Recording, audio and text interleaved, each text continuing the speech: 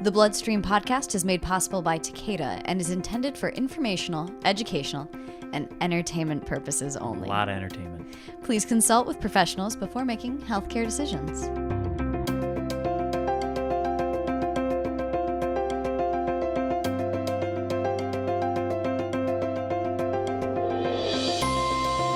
Hello, today is June 15th, 2020. My name is Patrick James Lynch. And I'm Natalie Lynch. And you are listening to the BloodStream podcast. See cocaine somewhere or think about cocaine, have that part of their brain activated. And then even though the part of them, which is the executive, the whole them, is saying, no, don't do it. There's all these reasons not to do it. It loses that battle. That voice belongs to Dr. Jason Schiffman, the primary investigator of UCLA's Semel Institute for Neuroscience and Human Behavior and the director of its dual diagnosis program. He joins me for today's interview. Later in the episode, we'll look at the latest when it comes to COVID, discuss developments in telehealth, and address the civil unrest and peaceful protests that have sprung out of George Floyd's murder. But first, Natalie, as we enter into the fourth month of stay-at-home, WTF is going on with the world, what do you find yourself thinking about as we're coming into recording today? I mean, things are starting to open back up, but here in LA, mostly people are staying home. We haven't seen our friends yet. We haven't, I attend a weekly support group. That's still virtual. My therapy's still virtual. Yep. I'm doing help for prenatal and postpartum expectant families virtually. Yep. It's virtual everything time. It is virtual everything time. Actually, as this is out on June 15th, the WFH's, it's no longer the World Congress because that was canceled. I think it's their virtual summit is what it's called, but it's going on right now. It's June 14th through 19th, the World Federation of Hemophilia. If you're interested in participating in that, there's also the virtual Bleeding Disorders Conference, August 1st through 8th, and the virtual HFA Symposium, August 24th through 29th. So it really is virtual everything, everywhere you look. It's true. On next month's episode, we will preview the Believe Limited BloodStream related programs going on at the BDC. But for now, there are links in the program notes if you want to click on any one of those to register or learn more about those conferences. Would you say, Natalie, have you learned anything about these virtual everythings, both as a participant and as a facilitator, that teaches you something for when things are back to some version of normal? Have you learned any? Are you going to want to do some things virtually going forward either way? I mean, so I've learned what I miss about in-person stuff by not having it. What's that? I miss physical touch. I miss touching the humans that I'm interacting with virtually, and how much that is important to me to feel connected to people, because I'm not having it right now. Right. But what I have learned is that you can still continue doing the stuff even without being in person, and it's just as valuable. Yeah. Yeah, it's funny. Some of the ways that breaking through has adapted, like we would never choose to do a theater program virtually. Like that wasn't a thing you would even have as an option a couple of months ago. But it's been really interesting building the rapport with this cast, not over this really special truncated 3-day weekend, but over months and months of weekly touch points and check-ins and master classes and seminars and now rehearsals. And it's a really different experience, but I wouldn't say it's any weaker or it's not less than what the live would have been. So it's sort of interesting to think about, well, if we went this way, it might open it up to even more people because now we could do this with people from anywhere around the world. True. It opens it up that way. I mean, I think about the support group I attend, and what's cool about it is I think more people are coming more consistently because getting there isn't not part of it anymore. Isn't a part of it. Yeah. So, I may decide I can't go next Monday because I have a thing that butts up to it and I wouldn't be able to make it the drive in LA. Right. The hour it would take at 6 p.m. to get there. Right. So I don't sign up. But now it's a 3-hour experience as opposed to a 1-hour experience. Yeah, and now it's truly just a 1-hour experience. So that is definitely a benefit. Yeah, that's a huge upside to the virtual everything. Well, Natalie, I hate to move us on, but we got a lot to get to, and it is now time for one of our favorite segments here at the BloodStream podcast. The like segment. The like segment. It has arrived once again, made possible by Genentech. The hemophilia community is a tight-knit family, did you know that? And especially during these challenging times, it can be helpful to connect with that community for discussion and support on social media. We were just talking about this. That's why we wanted to tell you about Genentech's Facebook community for people with hemophilia A. Meet and connect with community members like you and learn about a treatment option for hemophilia A. You can visit their Facebook page by searching hemofacebook.com or by clicking on the link in the program notes. Natalie? Yes. You seem concerned. Well, right now I have what's going on? Our dog Russell. Oh, yeah. What's he up to? Well, I'm supporting him with my entire back, his entire weight, as he grooms himself. Uh-huh. Very very intensely. And as soon as I moved out of the way, he tumbled down. So he was just letting me support him while he went to town on himself. Oh, Russell Sprouts. Such a weirdo. But yeah, on to the like segment. So what do we got? Something about telehealth this month. So yeah, speaking of virtual things, it's key strategies for remote chronic disease management. So super applies to our community. And as patients continue to avoid in-person care, providers need to pivot and provide remote chronic disease management to drive. I just have to get a picture of Natalie trying to focus on this segment while the dog's licking himself, sitting on her lap. Computer and notebook open. What a pro. You're just going right through it, but it's happening. So I'm trying. He's, it's comfort and trust. Oh, there we go. Even better. Now I'm getting groomed. Great. This is really what people want. Well, we'll put this up on the Facebook page though, so you can see what we're dealing with. I think this is really the content people want. This is the interesting thing. But I'm sorry, I interrupted. So patients continue to avoid in-person care, and providers need to pivot to remote chronic disease management to drive positive health outcomes. As a result of COVID. Yes. Yeah. So COVID caused primary care clinics to focus on the pandemic and shutter their doors for non-urgent care. Right. Most chronically ill patients... Oh my gosh, this dog. Sorry. He loves the like segment as much as we do. That's what I've come to learn. Yeah, he's really my pal lately, just following me around. Okay. So what I was saying was the population of chronically ill patients oftentimes are immunocompromised. Yeah. And have a greater risk of contracting a more serious or fatal form of, not fatal form, but it affecting has more fatal implications. Exactly, on their system. So they've social distanced, and this has also included avoiding healthcare access. So the math here is they avoid the care, chronic illness worsens, they end up in the ER, the exact place they're trying to avoid. 21%, this article cites that 21% of chronically ill patients are worried about maintaining healthcare while COVID is maintaining healthcare coverage? No, maintaining just wellness. Wellness. Okay. And then 53% are worried about visiting a healthcare facility for something that's not COVID related. Yeah, I mean, and these are this article just came out. These are still concerns even as things still open up. Right. We've started to flatten the curve, but this isn't going anywhere. I mean, I just saw a thing today. We're recording this as always a few days ahead, so it's Wednesday. What's today? Wednesday the 9th or 10th, something like that, ahead of the Monday. But I saw something today that we've just crossed 2 million cases here in the U.S. and there's upticks in 20 states. So it hasn't gone anywhere while our attention has perhaps drifted. No, and so how can we look at chronic disease management a little bit differently? So this article states 3 ways: remote patient monitoring, secure direct messages, and telehealth tools. So remote patient monitoring with tools like glucose monitors or Bluetooth-enabled blood pressure cuffs. And what that does is if it's Bluetooth enabled, it automatically sends the information. And then if a pattern changes or something's really out of whack in your normal, I guess that would be a pattern change, it would alert your physician. So, and then there's also just regular cuffs that you could do and then input that, but that's a little bit more laborious than the Bluetooth enabled. Automated. So the downside of remote patient monitoring technology is expense. Not all clinics, not all primary care facilities have this, and these things aren't necessarily being covered yet. So, right. Okay. But that's one thing. Another thing is secure direct messaging.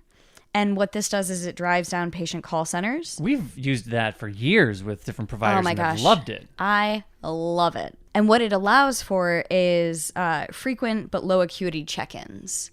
So, Frequent but low acuity. That's a good way of putting it. Yeah. And sometimes I think a lot with direct messaging is managing anxiety around managing your chronic illness.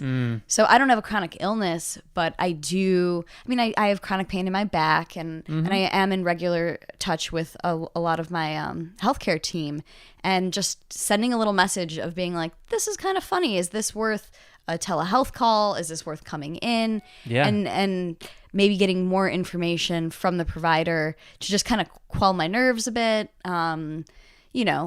I love it. I mean, I might be one of those annoying patients who use it a lot, and they're like, oh, another direct message from Natalie. Yeah, but isn't that better than another appointment from Natalie? Totally. Yeah. Yeah. And then the third one is telehealth tools. So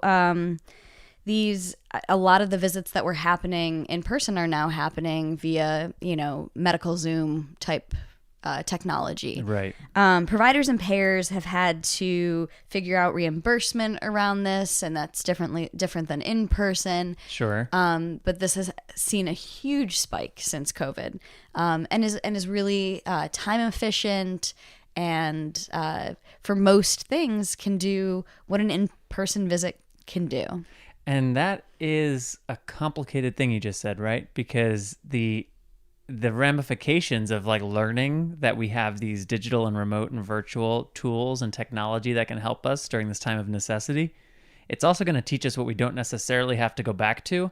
And that is going to eliminate jobs, and that is going to change costs, and that is going to change protocol and procedures. There's going to be a lot of, in my opinion, there's going to be a lot of discomfort that comes with the good things we learn as a result of this time when it comes to healthcare. I mean, discomfort always comes when growth occurs.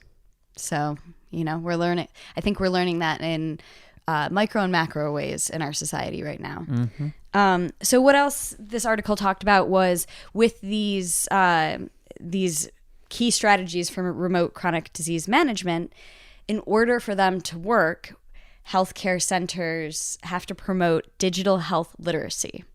Digital health literacy, okay. Yes. And the Makes sense. 3 keys to digital health literacy are to A, know it exists. Sure. B, how to use the tech. I would agree. And wait, can we just pause?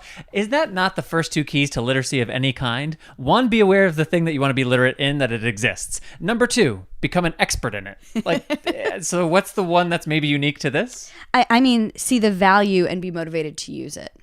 And I think that's the hardest one, right? Yes, 100%. Because if you don't see the value and you're not motivated, you're not going to become literate. You won't become literate. Also, you mentioned the Bluetooth thing earlier and the automated nature of that and how convenient that is. I think it's also very important, as we are quickly putting things into practice, are patients and end users being meaningfully brought in on the design and implementation of these things? Because if not, I can almost guarantee you it will not be used as often or as effectively as it could be otherwise. Too often great ideas are just executed by those that had them and not necessarily with the input of anyone who it's intended to benefit, right? So you don't actually get meaningful input on the end user experience. Totally. And I also think, a lot of times this is for adults, but I do know certain adults, nudge, nudge, who love badges and stuff. So making the app. Were you nudging Russell? Yeah, I was nudging Russell. He loves badges and accolades. But if you create some kind of a fun system that if you sync 6 times in a week, or gamify it. Gamify it. Make it fun. Make it flashy. Make it interesting. People will engage with it more. Or monetize it. Have some kind of, if you input the data or sync the data X percentage a month or a year, you get some kind of reimbursement or some kind of... I don't know why that's not done more. I know there's certain health plans and companies where it's if you go to the gym, you get money back, or if you buy a salad, somebody gives you a high five, or whatever it is. I know there's things implemented to sort of do what you're talking about, but I've always thought that should be done at such a higher rate. If I was an insurance company, I would love to know if the people who were on my plan were taking good care of themselves. And if they were, I'd be inclined to want to incentivize that. But I don't know. There's a lot of things that don't make sense to me.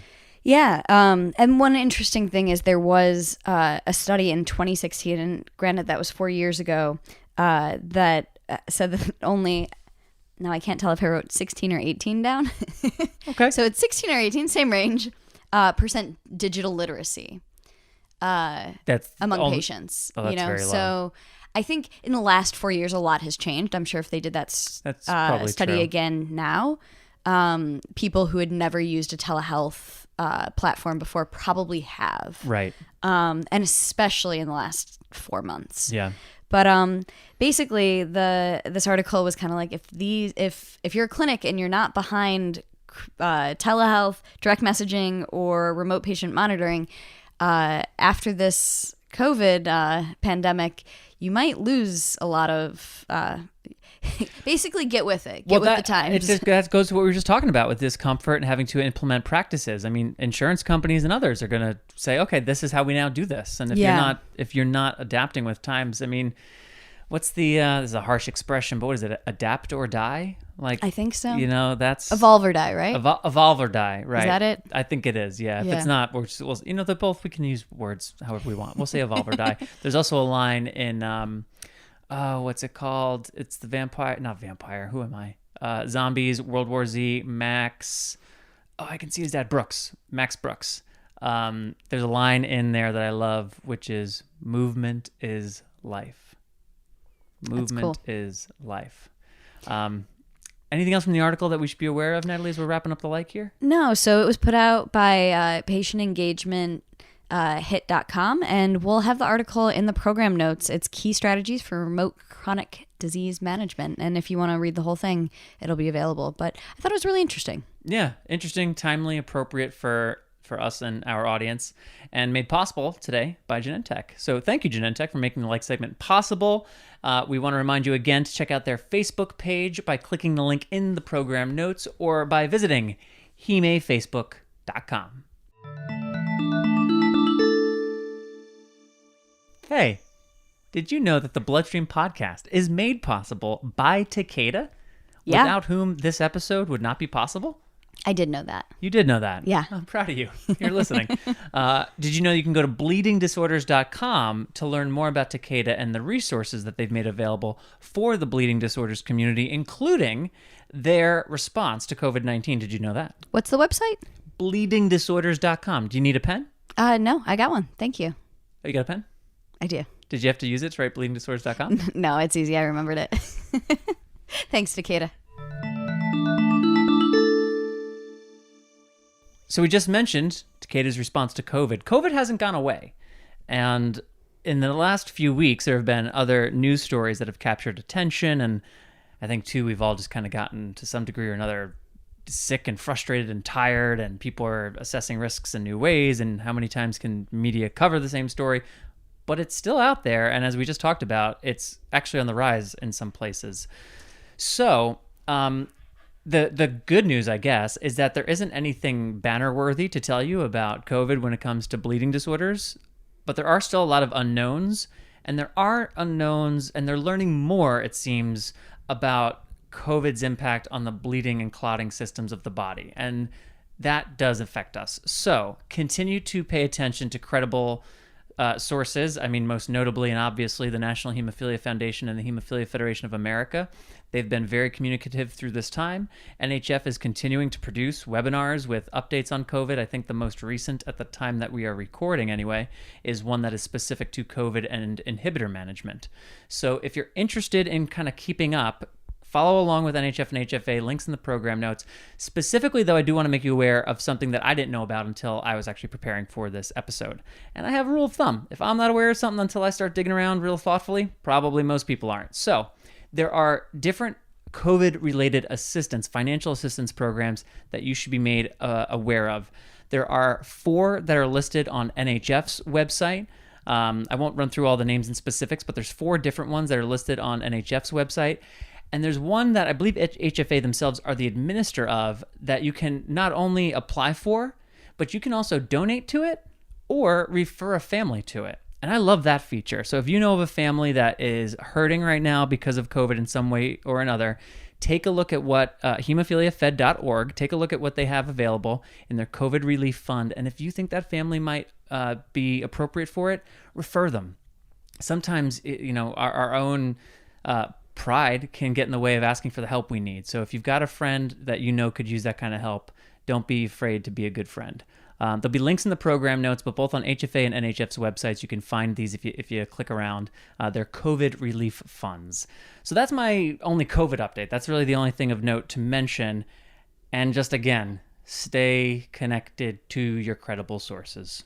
All right, we've got the interview with Dr. Schiffman coming up in just a little bit. We like him a lot. You know Dr. Schiffman as well. Yeah. He's a good guy. He's a good speaker. He's funny. He's an expert on his topic.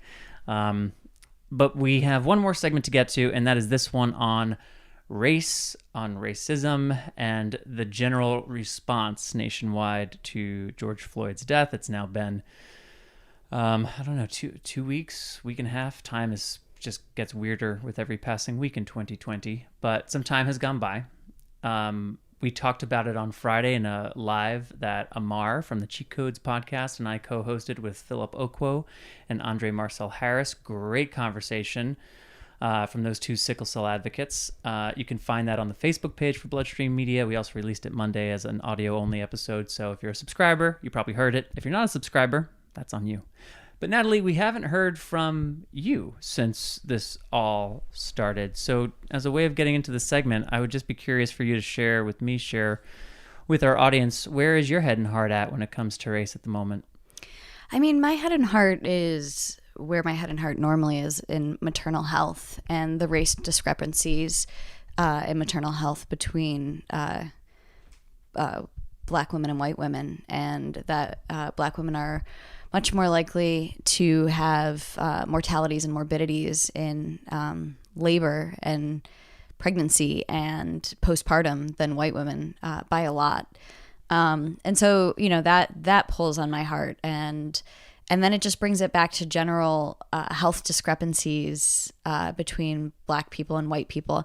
And when I was doing a little digging around, I found this organization called White Coats for Black Lives, which I thought was really cool. I had never really heard of them, but they... white coats as in things you wear, or codes like computer? White coats as in like medical professionals. Got it. Yeah. So a lot of them are out protesting right now.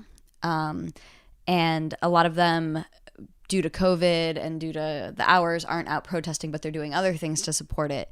But I went on the website, and there's 3 key parts to their mission: to foster critical dialogue, to end racial inequality, and to prepare future physicians. So in the fostering critical dialogue, it's to encourage healthcare providers, health organizations, and medical institutions to publicly recognize racism as a public health issue. And I love that. Yeah, I love that too. And what I think is cool about that is what I do know about when a woman's carrying a child and undergoes stress, certain genes can be turned on or turned off in the DNA of the fetus. Because of stress to the pregnant mother. Yeah. So stressors for Black women tend to be higher because of systematic racism. And so before a Black baby's even born, they essentially have experienced racism. And that's so intense to think about. Yeah. One thing that was really, really interesting and really shook me today, I was looking, a client who's pregnant, had sent me babynames.com. And so I was looking just on babynames.com. And when you open babynames.com right now, there's a list of names of people who have been killed, Black people who have been killed by police. And it said, this list is all someone's babies. So pregnant people and expectant families who are going to babynames.com to look for their baby names, open up that page right now. And good on you, baby names. A giant list that said these are all someone's babies. That's strong. Yeah, really, really impactful. So White Coats for Black Lives Matter, they also want to prepare future physicians. So they're improving the recruitment and support of Black, Latinx, and Native American health professional students. And so, right now, those numbers are significantly lower than white people in the medical field. So in order to improve outcomes, you have to have more representation in the system itself. Mm-hmm. I could go on and on. I feel like there's so much, especially in maternal health. But that's what's sitting with me right now. Feel free to drop a mailbag at bloodstreammedia.com and we could chat some more. But there really just is the discrepancies in care that translate to the bleeding disorders community, and both in hemophilia and in sickle cell, where pain is a big point of the experience. You uncovered some real unfortunate stuff about that too as we were preparing for this. Yeah, so there in 2016 there was a study that showed that healthcare providers still more healthcare providers than not believe carry the bias that Black people don't experience pain in the same way white people do, experience less. So the treatment for someone who shows up at the ER in pain will be very different for a Black person than a white person. And I just can't believe in my humanness that if you've got I don't know, maybe I shouldn't be so shocked. I just think if you're intelligent enough to be a doctor, you're intelligent enough to recognize that systemic racism is a problem. So if you or someone on your staff or actually believe that someone of a different race, just by virtue of the race, has a different experience of pain, if the first move isn't to look inward, to analyze why that's your belief, then you're making the wrong move.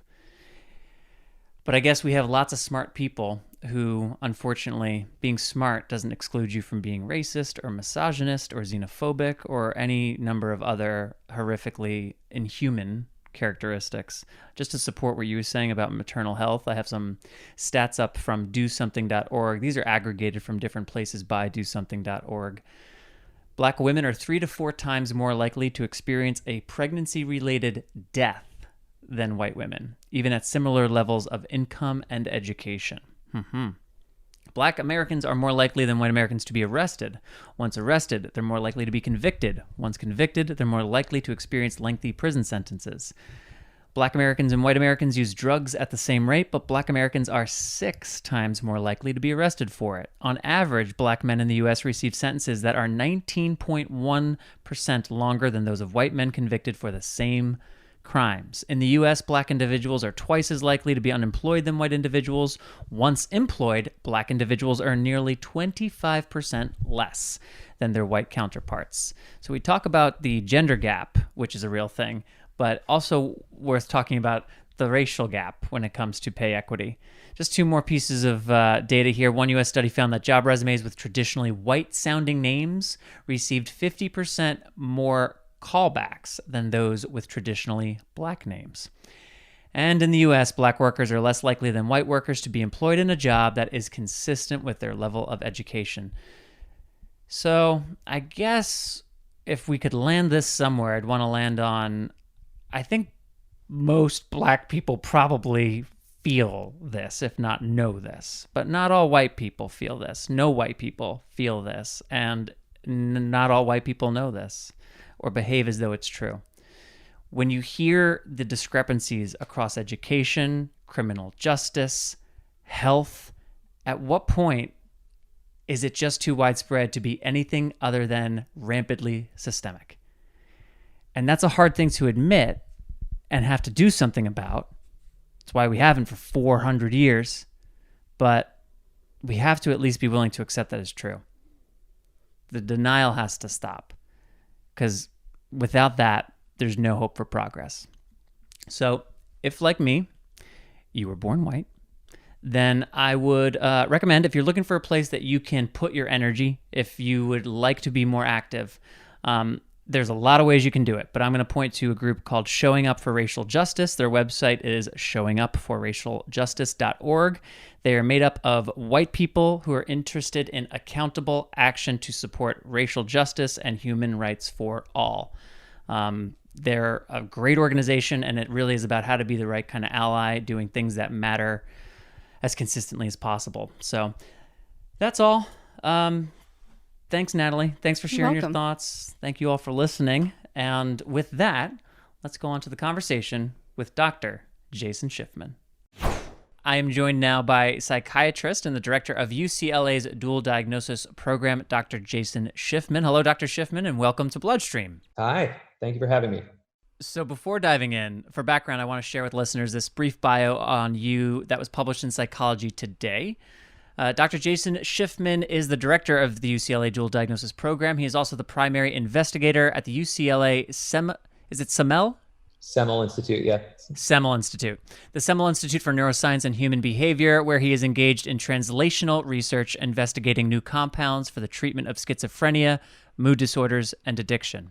He completed his residency in psychiatry at UCLA and is a graduate of the MD-MBA program at the University of Southern California, where he focused on health systems management and web-based healthcare delivery. He has extensive research experience in molecular biology and is the author of numerous scientific publications in this field.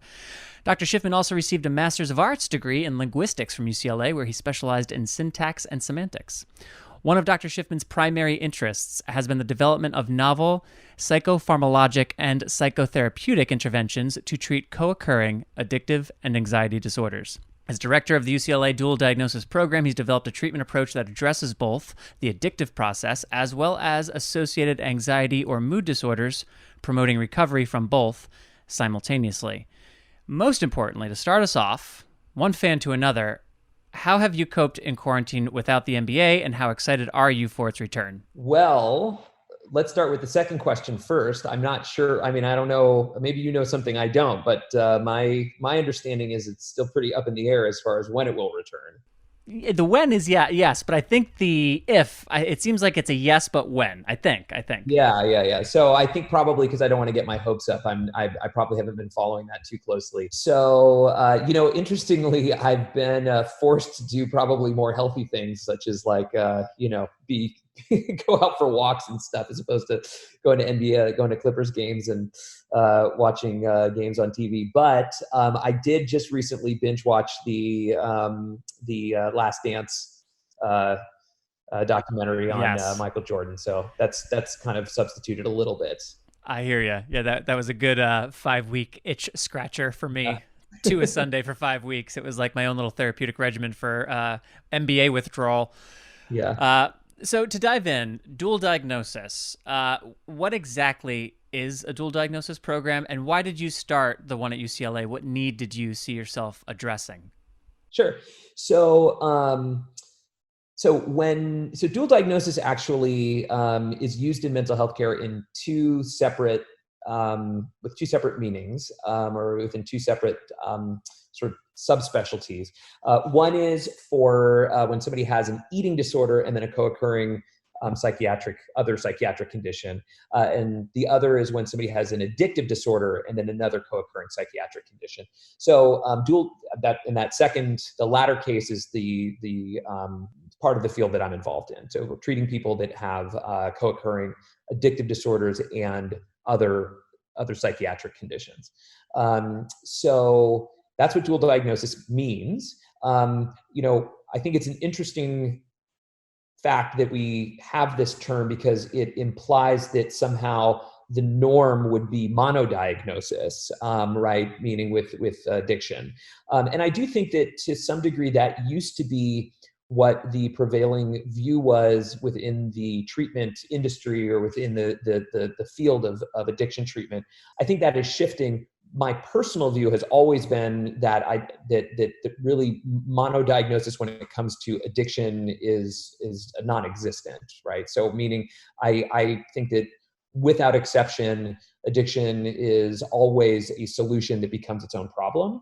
And the solution for which addiction originally served as, the problem for which addiction originally served as a solution is the other condition in the dual diagnosis. And, that may be a depressive disorder, an anxiety disorder, another type of mood disorder, such as bipolar disorder, et cetera. But I to date have treated quite a few people with addiction, and so far have never met anybody who didn't at least have, some form of depression or anxiety as a co-occurring condition. So how do your points of view on this, though, differ maybe from some of your colleagues, or in so much as there is consensus in the mental health profession? Perhaps is there deviation from the consensus point of view? And I guess that kind of gets back to the question of, why did you have to start this? Why maybe isn't this more common? So that's a great question. Like most younger fields, there is quite a bit of sort of acrimony and disagreement within the treatment, the addiction treatment field. Historically, that disagreement really, the two camps were the 12-step camp and then the psychiatry camp, right? And that was, those were the two groups that sort of would attack one another. Now, as the field has progressed, there's more material for people to disagree about. I would say though that there's probably progressively less disagreement. I don't want to get too far down that path because it'll take me away from the original question that you asked about sort of why did I start the program? Why? So the answer is, so I'm in recovery myself. I originally got sober prior to going to medical school. I did have a relapse. So my second sobriety date, which is my current one, was the first day of my second year of medical school. But in any case, when I went to do my residency in psychiatry, I knew that I was interested in working in the addiction field. And at that point at UCLA, in the residency program there, the option was to work in the addiction medicine clinic. And that was a medication management only clinic, which meant that patients who were treated there were assessed for medication to help them with their addiction. And then to the extent that there was any other facet of their recovery addressed, it was really sort of peripheral in that there was a social worker that was attached to the clinic, and you would send the patient to go speak with the social worker after the meeting with the doctor, and then the social worker would figure out what other additional resources the patient could be referred to. And as somebody in recovery myself at the time, I just knew that while medications were absolutely a important and sometimes crucial component of a patient's treatment, they were by no means sufficient. So meaning I knew that nobody who was only having their addiction treated just with medications had any chance of really actually recovering. So I saw that there was a need there. And, this was now in 2012. Things are a little bit different now, but I was able, fortunately, to convince the powers that be at UCLA during my fourth year of residency to let me start the dual diagnosis program there. Convinced them of the need that, look, for this patient population, having an integrated program that provided not only medication management, but also psychotherapy and case management, et cetera, was going to be really important and necessary in order to provide sort of the minimally acceptable level of care for these patients. And what do you hear from these patients because I imagine in many cases, people are not coming to the dual diagnosis program as their first means of intervention or their first therapeutic endeavor. I imagine people have tried at least some other form of trying to either bring some amount of harm reduction or get off of the substance or whatever it may be. What do people tell you they're finding from the program that makes it particularly valuable? Right. So, listen, nobody presents to treatment unless there's a crisis, right? So it's sufficiently expensive and inconvenient that people only really present for treatment when there's been some sort of recent acute crisis that's happened. Sometimes for people who enter the program, it was their first crisis, related to their substance use. But you're right in asking, most patients, it's not their first attempt at getting sober. or treating their addiction, either on their own or through having tried other modalities. So whether that be 12-step or other community-based approaches, or having just tried to work through it with an outpatient therapist, or having been to residential treatment of various types. What I would say is unique about the UCLA dual diagnosis program is that, and it was more unique at the time that I started it, maybe less unique now in 2020, is that we really take the approach that what I can again conceive to be the underlying mental health condition is inextricably intertwined with the addictive process, and that you can't actually treat one without also addressing the other, and that to do so really sets patients up for failure. That at the time was definitely, I think, counter to the prevailing idea, which was that, particularly on the mental health care side, which was that, well, you don't touch the mental health side until you have the addiction. You just treat the addiction first. And primarily what that meant was really 12-step based approaches. And then once people have their sobriety together, then you go and you start addressing the mental health component. And it's listen, there's a kernel of wisdom to that, which is that, you don't take somebody who's 4 days off of heroin and start going into their childhood sexual trauma if they have it, right? That's not, you don't want to really be destabilizing people at a time when they really need stability and are vulnerable to relapse. At the same time, for most of us, with an addiction history, the primary triggers for relapse and for cravings are emotional distress. They're not the only triggers, right? So you can have purely environmental cues, right? So, I'm a recovered heroin addict, right? So if I think the thing I noticed when I got sober is, mango chutney tends to smell like black tar heroin. So, especially in my early days of recovery, if I would smell mango chutney, it would be a triggering event for me, without there being necessarily an emotional distress tied to it. However, a huge, and again, maybe even primary source of triggers for addicts to enter into the craving state, which is what leads to relapse for people who otherwise are trying to stay sober. The primary category of triggers are these emotional triggers that are related to anxiety and depression and the sense of self, usually shame-based sense of self that underlie them. And so to not address those simultaneously with addressing the issues related to just the addiction piece, I think is one of the reasons why historically there's been such terrible outcomes for addiction treatment. And I think that when you start to really recognize, again, that addiction is a problem unto itself, and yet inextricably tied to the emotional or psychological problems for which it was originally a solution.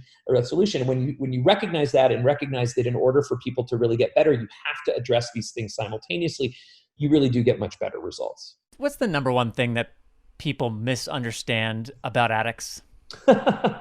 Well, I think that, one of the things that I think you hear a lot about addicts is that they're manipulative, which is true. But when you hear that, I think that it is said as usually a statement about their character, like meaning that that manipulative people who are manipulative by nature those are the people that become addicts. And I think the causality is actually the other way around. I don't think that there's anything about the character of people who become addicts that's any more or less manipulative than the general population, for multiple reasons. Is that once somebody has developed an addiction, they do behave in ways that are experienced as being very manipulative by the people that they have relationships with. And sometimes it is them being manipulative consciously, or with meaning it's in the service of their addiction. They have to lie in order to conceal their use, or they have to manipulate their doctor into giving them medications that they want, or they have to lie to their family members in order to, again, cover up things that they're doing in order to covertly use. Again, but I think a lot of that type of manipulation is mostly due to the fact that that for understandable and I think good reasons, we've made substance use not an acceptable thing to do. And so anytime you make substance use not an acceptable thing to do, or anything a not acceptable thing to do, somebody who does it is going to have to be manipulative if they're going to do it. The other thing that I think, and this is maybe more important to the core of your question about maybe ways in which addicts are misunderstood, is, addicts will, for example, tell you, I promise you I'm never going to use again. And then literally, sometimes the next hour go and use. And that is experienced understandably by the person who was told by the addict that they were never going to use again as being very manipulative. And I think what is probably not understood by people who don't have an addiction is that the addict, when they tell you they're never going to use again, often believes that that's the case, really means it. They're not saying that because they really secretly intend to use again. Of course, sometimes they do if it's part of that other type of manipulation. But really what is the nature of addiction is it is a drive that has exceeded our prefrontal cortex, our executive, which is like the substrate of our cognitive executive. An addiction is just a drive that has exceeded the inhibitory control exerted by the executive, by our prefrontal cortex. It's no different than other drives, like you have a drive for food, a drive for sex, a drive for companionship, a drive for, anything you enjoy. If you like ham sandwiches, you got a drive for ham sandwiches. But things that aren't what I would call unnaturally rewarding, as the things that people get addicted to are, they don't result in people having drives that fundamentally can't be inhibited by the prefrontal cortex.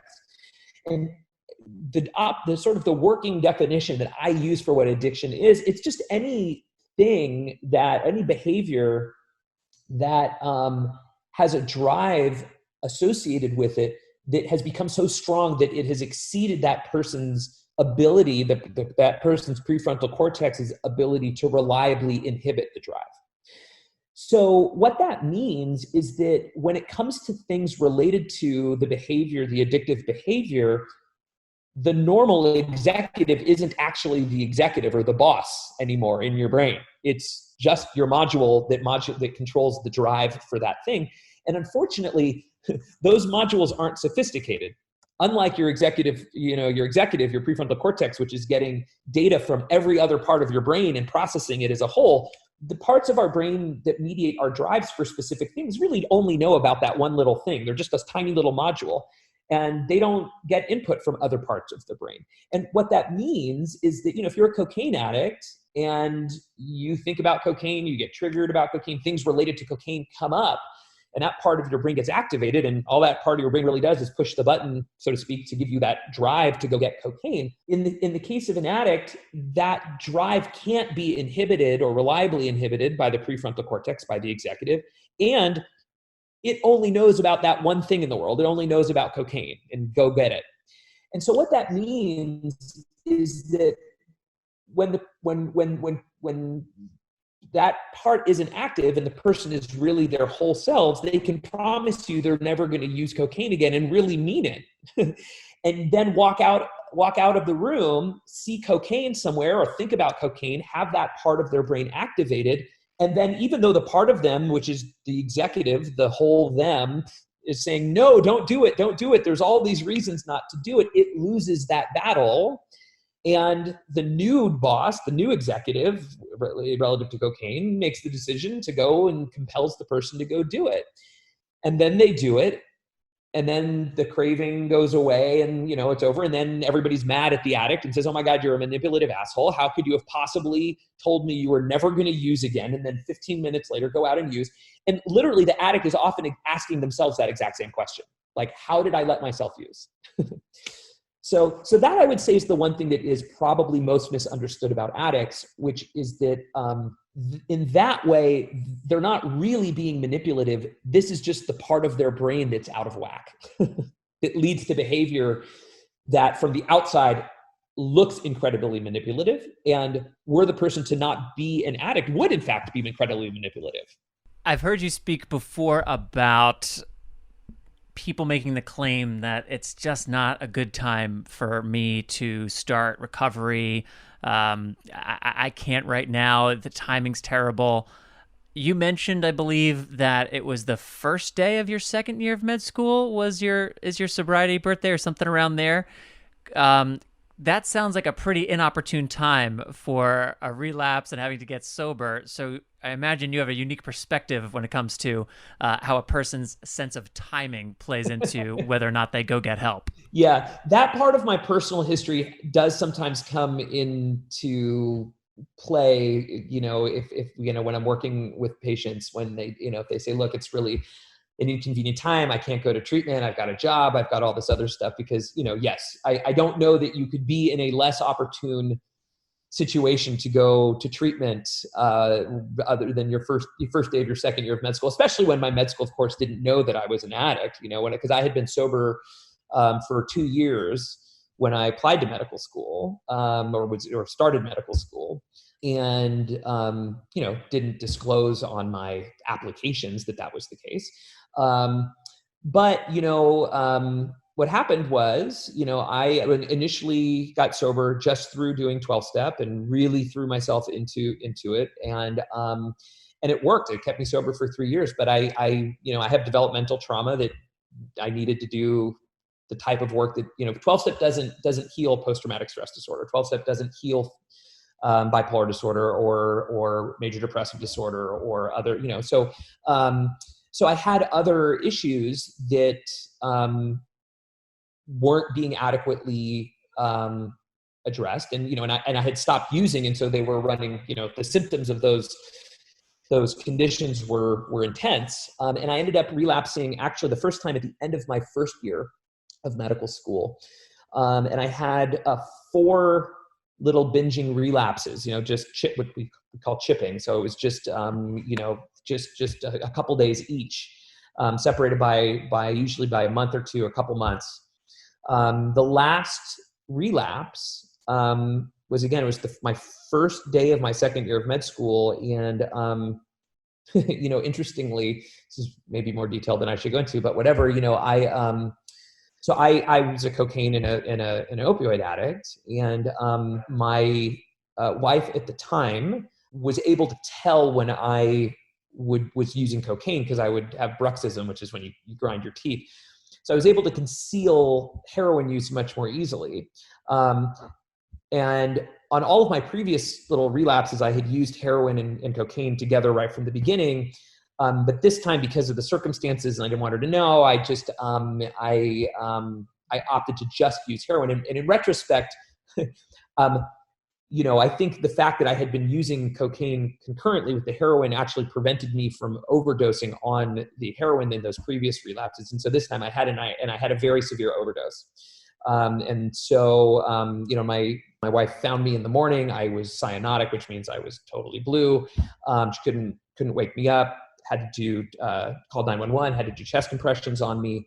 They came and gave me Narcan, and apparently I woke up just for a minute, but I had been, I developed something called acute respiratory distress syndrome. So I had multi-system organ failure. So I ended up being in the ICU for 5 days after that. And,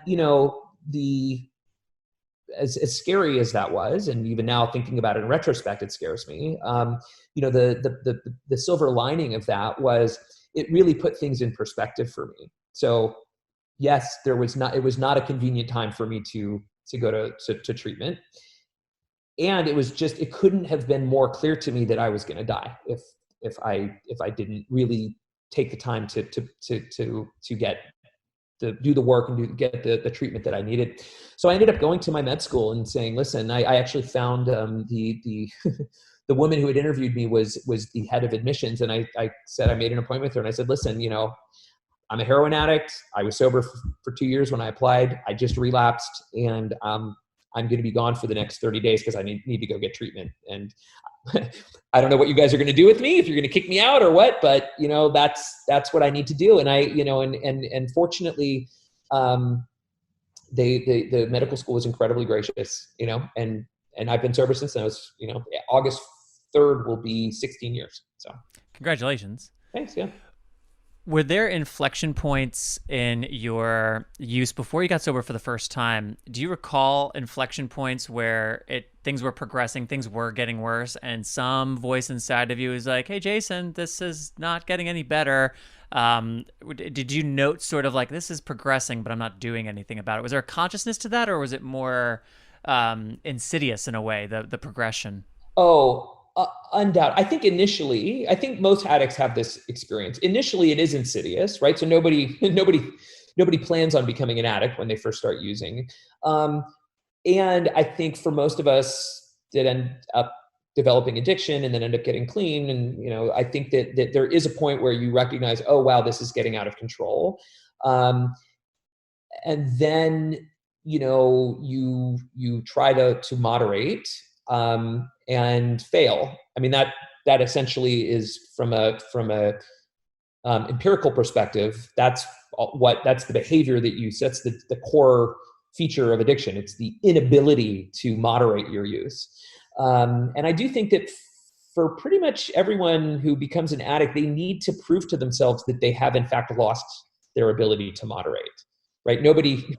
By definition, we become addicted to the things that we enjoy doing and we get pleasure from. And so I don't know anybody who's ever gotten sober who was still has the core belief that they would actually be able to manage it, to be able to moderate their behavior. So there was, for me, actually a pretty protracted period of probably about a year where I had recognized, oh man, I really think I'm an addict and I need to stop, and would stop and then relapse and then stop and then relapse. And, when you're an opioid addict, that's hell, because, I was constantly yo-yoing back and forth between using and then being in bad withdrawal. You just brought up developmental trauma, and there's something, actually it was something you said about developmental trauma that helped me understand and appreciate developmental trauma from, say, trauma writ large. And there's some pretty significant differences between developmental trauma and perhaps, I don't know what the appropriate term would be for the rest of trauma, but I suppose you could expand on that with a little more articulation than I could. So what is developmental trauma and how does it differentiate? Yeah, thank you for asking that. It's a really good question. So to start off with, we use the term trauma in mental health care very liberally, and we use it to mean a larger set. Its denotation is definitely quite broader than its denotation in sort of just common language. So in common language, trauma means usually combat trauma or rape or witnessing a murder or being beaten. And those things are all absolutely trauma. The term that's sometimes used in mental health care for those types of traumas are shock traumas or big T traumas or acute traumas. Trauma in mental health care can also mean things that may not have ever at any particular moment risen to the level of those big T or acute traumas, but may have existed chronically. There's sort of an area under the curve way of looking at this, right? So meaning, something, if the x-axis is the acuity of the distress or the intensity of the distress, and the y-axis is time, things that cause enormous amounts of stress but only last a short period of time, those are the things that, again, in common language we refer to as traumas. The area under the curve there may in fact actually be the same as things that maybe only caused a moderate level of distress but were there chronically, right? So one of the ways that I talk about trauma when I'm trying to explain it to patients in terms of developmental trauma is really, trauma is just any event or series of events that caused a level of emotional distress that exceeded your ability at the time to process those feelings. And this brings up a more nuanced point, which is, when we talk about trauma in mental health care, usually what we're talking about is the clinical phenomenon of the repercussions of a traumatic event. Meaning when we talk about trauma, we're not necessarily really saying the event itself. What we're talking about is the clinical condition, the trauma condition that exists as a consequence of the event or events. One of the things that gets said through that lens is that, it's not the event itself that's traumatic or that leads to the clinical trauma. It is what's the context, what's the emotional and relational context that the event happens in. Emotions are like food. If we process them or metabolize them, they go away. And if we don't, they just kind of stay there forever. What we need to process an emotion is just to be able to feel it and express it in the context of support from an ally or series of allies, meaning in a loving, supported relationship.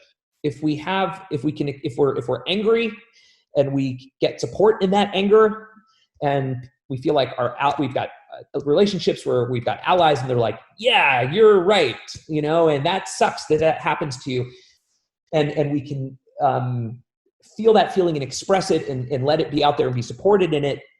That metabolizes the feeling and it goes away.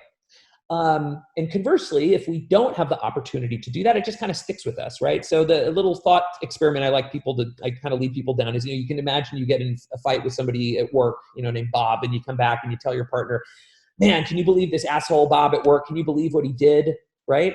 And it's like, what do you want from your partner? What you want from your partner is for them to say, yeah, fuck that guy. Right? You want them Absolutely. To say, yeah, man, Bob's been riding you ever since you started that job. Man, I can't believe you have to put up with all of Bob's bullshit. And you're like, yeah, and then you kind of get over it, and then you watch Netflix and you're over it, and then you don't have to go back to the work and yell at Bob or say do something about you're going to regret because you work with him, right? You got the support in your relationship and you metabolize the feeling. Now, compare that scenario with the scenario where you get in a fight with Bob at work and you come home and you tell your partner, man, Bob's such an asshole. Can you believe this thing that Bob did to me at work today? And your partner says, well, I don't know. Did you think about it from Bob's perspective? Yeah. Right? And you're like, then that feeling gets stuck, right? And you don't, and the thing is so what developmental trauma is really an accumulation of negative emotions, typically as a result of conflict, typically in conflict with people who are older than us, as much as children, that we never really got support in processing the feelings around. We never got to have somebody tell us, hey, that wasn't okay for that other person to do it, or just somebody to be on our side. So unfortunately, what tends to be the consequence of that is the development of a sense of self that is predominantly rooted in shame. So guilt is feeling like you did something bad. Shame is feeling like you are something bad. And importantly, shame and anger are kind of the same emotion. They just have a different vector, right? So shame is anger turned inward, and anger is shame turned outward. And when there's a conflict between two people, they both experience negative emotion as a consequence of that conflict. The person in the dominant role, if there's a disparity in dominance between them, the person in the dominant role in the conflict feels anger towards the other person, and the person in the subordinate role typically feels shame. And given that most of our conflicts with important figures in our lives when we're kids are with people who are in dominant roles to us, our parents, our teachers, older kids, we develop this accumulation of shame, and then we move out into the world as adults with this sense of self, of shame, of being bad in some way. And that fundamentally, in my mind, is actually the core source of the chronic negative feelings, depression and anxiety, that some of us end up discovering awesome ways to numb out with drugs, right? But when you give up the drugs, now what you've got is this sense of self that's rooted in shame that now is generating chronic feelings of anxiety and depression, in the absence of something sad or dangerous happening right now, right? Because that shame is about that sense of self developed related to things that happened when we were developing. And so now you're walking around with this sort of shame engine in you and no way to numb it out. And that loops back to what we talked about at the beginning of this conversation, which is, it's really important, if you're going to stop using drugs, stop taking your emotional anesthetic, you got to actually heal the source of the pain that you were being numbed from. And healing the source of that pain really is about going and converting your shame-based sense of self into a healthy sense of self. And you do that through psychodynamic therapy, which is a little bit more complicated conversation, but you do that in psychodynamic therapy, going back to those original injuries and reprocessing them with the support and alliance from an ally that you didn't have at the time, and creating a new narrative about what happened where you're the protagonist as opposed to the person who is in a dominant role being the protagonist. What's the complicated piece about psychodynamic therapy that just came to mind for you? What were you referring to when you said that it can be complicated? Oh, actually, it was more or less what I just said after it, which was, I just meant, it's just a longer conversation, but we can talk about it now. I mean, basically, it's so at my UCLA program, at the dual diagnosis program, that's a cognitive behavioral therapy program. Cognitive behavioral therapy is an amazing tool that helps you learn about the processes that are going on behind your addiction, your depression, your anxiety. It gives you tools to attenuate or turn down the intensity of those symptoms. It gives you skills. It's primarily what we would call a didactic or coaching almost based modality. The mechanism by which cognitive behavioral therapy works doesn't really rely in a core way on your relationship with the therapist, with the cognitive behavioral therapist. In fact, people can benefit from CBT just by reading about it in a book. It's obviously better if you can do it with a therapist, but you can kind of think that your CBT therapist is an asshole and you can still benefit from it. And fundamentally, it's because it's a process of learning. Psychodynamic therapy is a little different. And the limitations of cognitive behavioral therapy is more or less agnostic to what are the reasons why you keep having these feelings of depression and anxiety and these distorted thoughts that are behind them, right? CBT sort of doesn't address that piece. Psychodynamic therapy does. Psychodynamic therapy really gets it sort of actually changing your core sense of self. And psychodynamic therapy, the mechanism by which it works actually relies on the relationship with the therapist. And the reason is because, as I was saying 2 minutes ago, when you have these conflicts, when you're a kid with people who are in dominant roles to you, you experience shame because the narrative of what happened is with the dominant person as the protagonist. That's how humans work. When we're in relationships, we create shared narratives, and when there's conflict, it's like a camera angle. It can only be, when there's conflict, there's a good guy and a bad guy. And the protagonist is the good guy, and whoever is in conflict with the protagonist is the bad guy. And one of the things that you, in a position of dominance, get to decide in a relationship is, for that the narrative of what's happening in that conflict, who's the protagonist. Of course, the dominant person chooses themselves, and that's why the narrative is, that's why they feel anger. When there's a story and somebody's in conflict with the protagonist, you feel anger at the person in conflict with them. Well, for the person who is in the subordinate role in that narrative, which is you as a child, you are the bad guy in relation to the good guy of the person that you're in conflict with. And when when you're watching a story as a third person, you feel anger towards the bad guy. When you are in the story and you are the bad guy, you feel shame. and that's the piece that needs to go back and get changed. And again, the way that gets changed is through deconstructing that narrative of what happened, reconstructing it with you as the protagonist, and then being able to process the feelings around that. And to do that, you need to do that in the context of a relationship with another person. That same reason I was saying, like when you come back from your argument with Bob and you talk to your partner, you could write down or think in your head, I'm in the right here, Bob was wrong, and try to work out. But really, the way you work through that emotional process is you have an ally who says, yes, I'm aligned with you. And the thing that really makes our allies is they're with us right or wrong, right? When my girlfriend gets in a fight with somebody and wants to talk to me about it and is upset about it, what she wants and what she needs from me isn't a dispassionate judgment about who was right and who was wrong in her argument with that other person. She wants somebody who's an ally, who she knows is with her and on her side no matter what.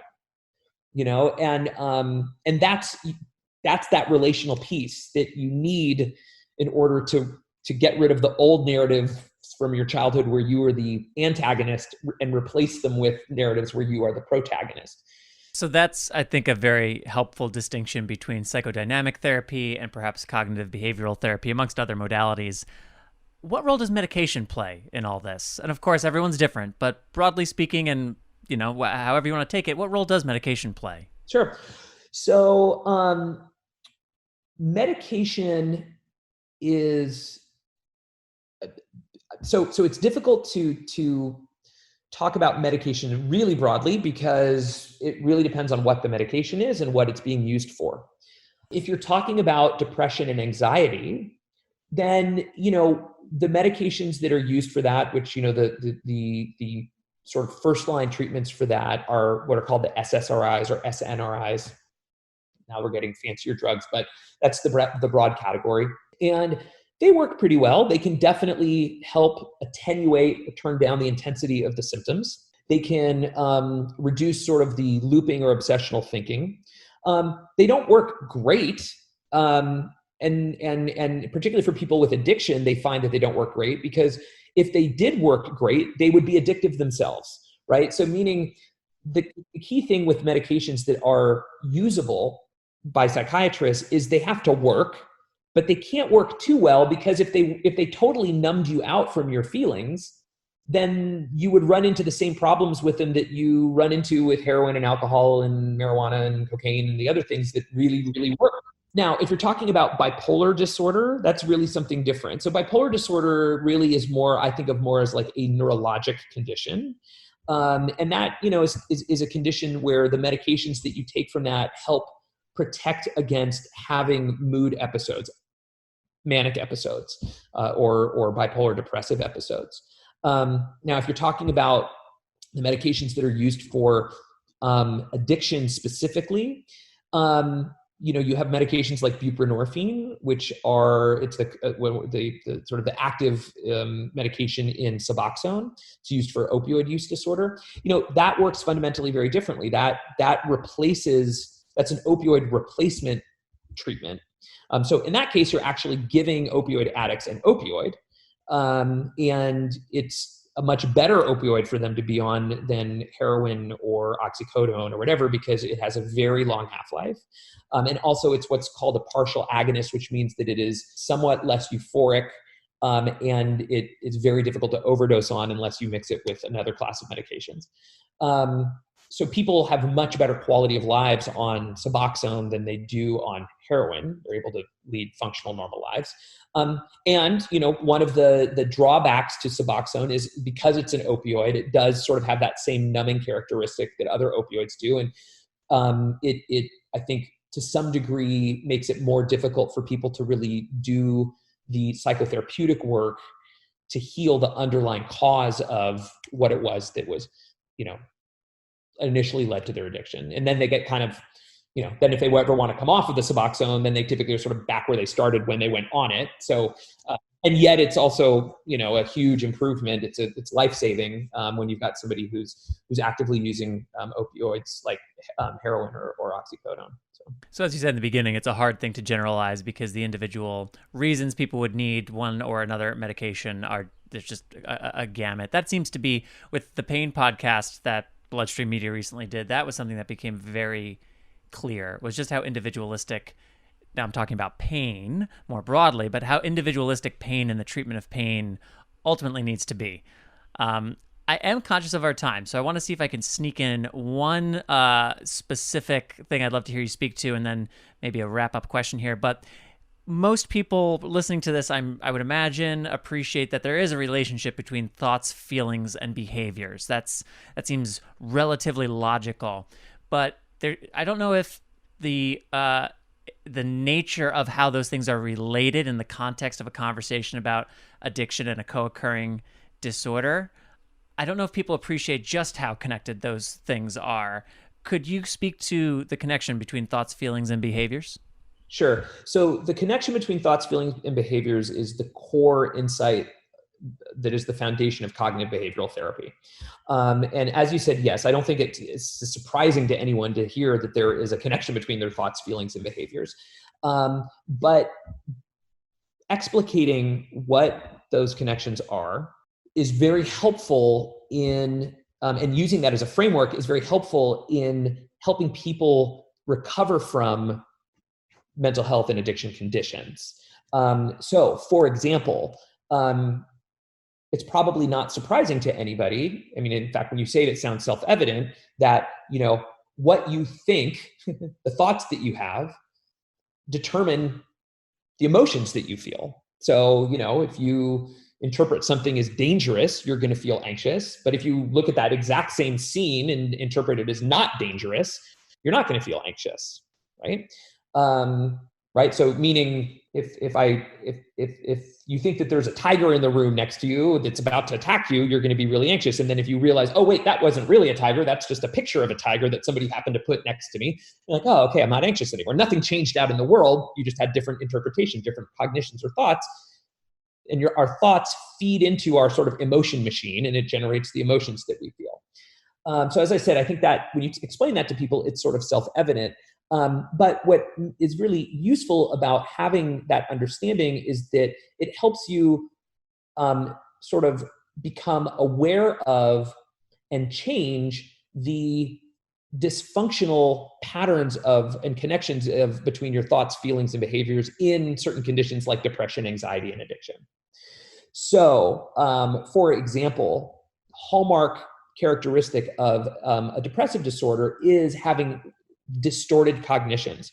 People who are depressed always engage in things like all or nothing thinking, right? So everyone hates me. Right.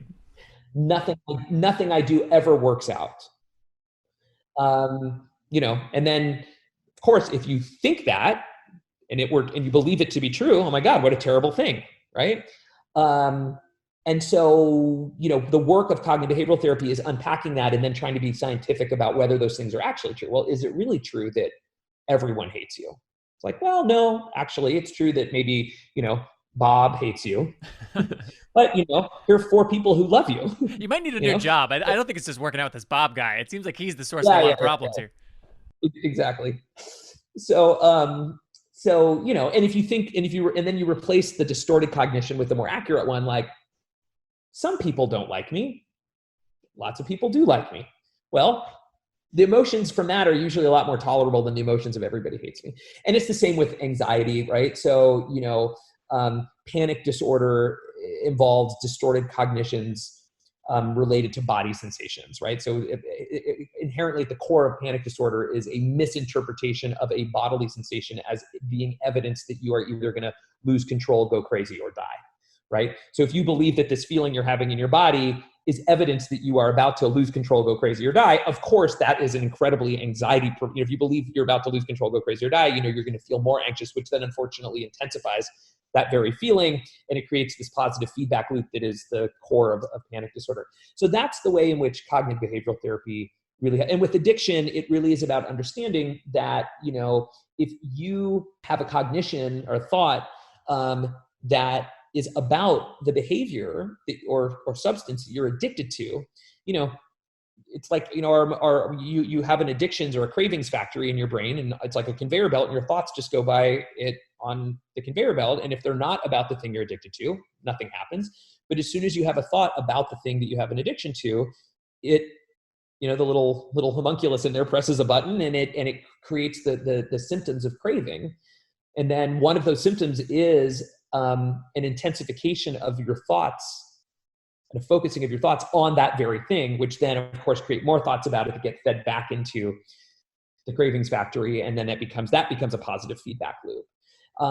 Being able to understand that gives us an ability to understand things we can do to avoid that from happening, like avoiding your, what's the reason you avoid your triggers when you are in early recovery, right? And it's also where you can make use of mindfulness as a way to not get into these downwards or these loops where you start arguing with yourself about whether you should or shouldn't use, because that only puts more gasoline on that fire. And those are all things where if you have that understanding about the connection between thoughts, feelings, and behaviors, you're able to understand this process that otherwise is just kind of happening in the dark. Right. And then thus have more control over it. So before I let you go, is there one thing that you could share with people who are listening who maybe there's things they're hearing that are really resonating? Maybe there's people who are like, I should really take some steps to take a look at this thing. Is there a particular place you'd recommend people start, or a particular question or series of questions people ask themselves if they are wondering, do I struggle with an anxiety or depressive disorder and addiction? Is this something that applies to me? What could people's next step be? Well, it's always a good idea to reach out for help because, and people tend not to do that. So the data about, for example, with anxiety disorders between onset of symptoms and first and diagnosis or presentation for treatment, for OCD, which is an anxiety disorder, I think the average is like 12 years. It's crazy. So people tend not to ask for help for multiple reasons. One is there's shame, there's stigma associated with it. The other is people just don't know how to ask for help. But absolutely reaching out to a therapist, and you can ask your primary care doctor for a referral to a psychiatrist, is a great way to go. You can go onto Psychology Today and look, see different therapists that are on there, but it's an unregulated forum. So, it's sort of buyer beware. People of course can always call the UCLA Dual Diagnosis Program. I run another program called the Camden Center, which is sort of a broader spectrum mental health treatment center and addiction treatment center. And, at least with those two programs, and I can't say that this is the case for every program, we provide recommendations we do it as, at least an over the phone assessment, and then provide recommendations if we're not going to be a good fit for what will be a good fit. And that really is, I think, unfortunately, one of the things that is a bad part of the way that our current mental health care system is, which is it's very hard for people to know how to access adequate resources. Unfortunately, if you go online and you just look at treatment centers or you look at therapists, they often are trying to sell you on coming to them. And so it's not really a dispassionate or, an unbiased thing. And so it's difficult. One of the things we do at the UCLA Dual Diagnosis Program is many people who come in for an assessment aren't appropriate for that level of care, and we will work with them to find appropriate referrals. So we do the same thing at the Camden Center. If people call in and they're not appropriate for us, we will work with them to find appropriate referrals, which is really, that's unfortunate. That's how it should be. It should be that, no matter where you go, it should be like, oh, well, if we're not the right fit for you, this is why, and this is what we would recommend. Unfortunately, though, it can be a difficult system to navigate. But reaching out for help is absolutely, under all circumstances, better than not. And if you don't know where to reach out for help, or you want more information about the two programs Dr. Schiffman's been speaking about, the Dual Diagnosis Program at UCLA and the Camden Center, we'll have links in the program notes so you can click those, read on, contact if you're inclined to. Dr. Schiffman, thank you very much. You have a way of making this stuff, which can, for me anyway, feel very complex and difficult and far away, human and relatable and digestible. Well, fantastic. Thank you so much for having me on. It's really been a pleasure. Excellent. Take care, Dr. Schiffman. This episode of BloodStream is brought to you by Takeda. And like always, we are very, very grateful of Takeda's support of this podcast and continued support of getting... Oh, look at this. They want to give me cookies. What? I just went to bleedingdisorders.com and they say, please accept our cookies. Takeda's trying to give me cookies. Are they going to mail them? Like a cookie subscription? Oh, it's a website cookie. Oh, those are the only kind of cookies I don't like. Same, but I guess... I thought it meant like tagalongs or Thin Mints. Nah, That's just the Girl Scouts. No, this is the Google Chrome version. We can thank the Girl Scouts for cookies and Takeda for the sponsorship. Thanks, Girl Scouts and Takeda. Again, I want to thank Dr. Jason Schiffman for coming on and sharing his expertise and his time with me and with you here at the BloodStream podcast. I have a lot of respect for that man, and I hope you now know why. And that, Natalie, I'm sad to say, are you ready? Is all for this episode? It is. There are special thanks to give to everyone at Believe Limited, our presenting sponsor Takeda, bleedingdisorders.com, our like segment sponsor Genentech. Check out their community Facebook page. Thanks as well to Dr. Jason Schiffman for participating as today's interview guest. Did you know you can subscribe to the BloodStream podcast on Apple, Spotify, or wherever you listen to podcasts? Did you know that you can leave us a review in the Apple Podcasts store? Did you know that you can tell a friend about us, and that word of mouth is truly the best way to introduce new people to the show? Email us, mailbag@bloodstreammedia.com. You'll also find BloodStream on Facebook.com/BloodStreamMedia and on Twitter @BloodStreamInfo. Reminder to check out the program notes for this episode in your podcast player or on bloodstreampod.com for links and additional information about the various stories featured on this episode. My name is Patrick James Lynch, and until next time, take self-care of yourself and someone else too. Bye, everybody.